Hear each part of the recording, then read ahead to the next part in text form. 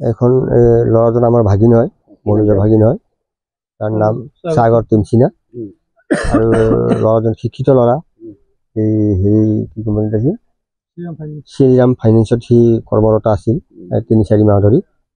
আৰু আমি ৰাতি প্ৰায় ৯টামান বজাত খবৰ পাইছোঁ ঘৰত। খবৰ পোৱাৰ পিছত আমি ৰাতিয়ে আহি পালোঁ 12টা বজাত। ইয়াত আহি আমি গম পালোঁ আমাৰ ভনীয়ে আমাক জনালে যে তিনিজন ল'ৰাই ৰাতিপুৱাই তেওঁৰ লগত গৈছিল, ঘৰতে বন্ধু দুজন ঘৰত গৈছে ৰাতিপুৱাই। আৰু আজি তেওঁলোকৰ যোৱাকালি সন্ধিয়া তেওঁলোকৰ মানে ইয়াত অহা পিকনিক খোৱা এটা প্লেনিং তেওঁলোকে কৰিছিল। আৰু সেইমতে ল'ৰাজন ডিউটিলৈ গ'ল ৰাতিপুৱা। সদায় সি টিফিন লৈ গৈছিল বোলে, যোৱাকালি সি টিফিন লৈ যোৱা নাই। তাৰপিছত মাকে 4টা বজাত তাক ফোন কৰিলে। ফোন কৰোঁতে ক'লে, মা মই আহি আছোঁ ঘৰলৈ, অকণমান মই আহি আছোঁ। ল'ৰাজন আহিব, চাহ বনাই খাম বুলি ৰখি আছে। তাৰপিছত যেতিয়া ল'ৰাজন তাই ফোন কৰাৰ পিছতো ল'ৰাজন অহা নাই। 5টা বজাত তেখেতে মাকে ফোন লগালে, আকৌ তেওঁৰ মোবাইলটো ছুইচ অফ হৈ আছে। 5টা বজাৰ পৰা ল'ৰাজনৰ মোবাইলটো ছুইচ অফ হৈ আছে।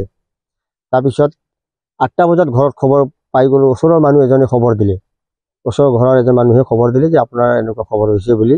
ওচৰৰ মানুহ এজনে খবৰ দিয়াৰ পিছত তাই থানালৈ গুচি আহি দেখোঁতে মানে তেওঁলোকে কোৱা মতে, এতিয়া তেওঁলোকৰ কথা মতে তেওঁলোকে ইয়ালৈ আহিছিল, কিবা কিবি পাৰ্টি খাইছে। খাই তেওঁলোক আহি নদীত গা ধুবলৈ সোমাইছে। 5:45 আমি গা ধুব সোমাইছোঁ বুলি কৈছে। তাতে আমাক সন্দেহ এটা হৈছে যে ল'ৰাজনৰ মোবাইলটো 5টা বজাৰ পৰা ছুইচ অফ হৈ আছে। আৰু সন্ধিয়া সময়ত সি গা ধোৱাৰ কেতিয়াও গা ধোৱাৰ ব্যৱস্থা তাৰ নাছিল। সি ৰাতিপুৱা গা ধুই ওলাইছিল। যোৱাকালি যে 5টা বজাত 5:30 বজাত গা ধুব সোমাইছে বুলি ক'লে, তাতে আমাক সন্দেহ অলপ আছে। আৰু ল'ৰাজনৰ বন্ধু কেইজনে ৰাতিপুৱা গৈ তেওঁক যে মাতিছে নিছে, তাতো আমাক অলপ সন্দেহজনক কথা আছে। দুজন গৈছিল বোলে, ল'ৰা দুজনৰ নামটো মনে জানো, ভনীজন তেওঁলোকৰ ওচৰৰে। আৰু তাৰপিছত যেতিয়া তেওঁলোকে ল'ৰাজন ইয়াত কিবা হৈ যোৱাৰ পিছত তেওঁলোকে কি কৰিলে, তেওঁলোকৰ নিজৰ ঘৰলৈ গৈ নিজৰ মাকক লৈ সেই থানাত লৈ আহিল।